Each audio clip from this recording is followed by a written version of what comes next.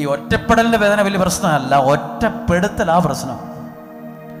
നമ്മൾ ഒറ്റയ്ക്കായി നമ്മളൊക്കെ ജീവിക്കും, പക്ഷെ ഒറ്റപ്പെടുത്തിയാൽ ഭയങ്കര വേദനയാണ്. ആണല്ലോ, നമ്മൾ ഒറ്റയ്ക്കായി നമ്മൾ 10 ദിവസം 100 ദിവസം നമ്മൾ ജീവിക്കും, ഒറ്റയ്ക്കായാലും ഭക്ഷണം കഴിച്ച് ജീവിച്ച് കിടന്നുറങ്ങും. പക്ഷെ 10 പേര് കൂടി നമ്മളെ അങ്ങ് ഒറ്റപ്പെടുത്തിയാൽ നമ്മൾ തകർന്നു പോകും. അങ്ങനെ ആരെങ്കിലും ഇവിടെ ഉണ്ടോ? വിഷമിക്കണ്ട, ആ വേദന യേശുവിനറിയാം. ആമേൻ.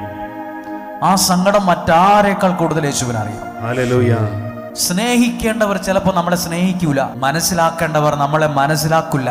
ആ വ്യക്തി എന്നോട് സുഖമാണോന്ന് ചോദിച്ചാൽ മതിയായിരുന്നു, പക്ഷെ മിണ്ടത്തില്ല, ഒരിക്കലും ചോദിക്കത്തില്ല. നിനക്ക് എന്തെങ്കിലും വിഷമമുണ്ടോ, സന്തോഷമാണോ, സുഖമാണോ, ചോദിക്കത്തില്ല. എൻ്റെ കാര്യം മാത്രം.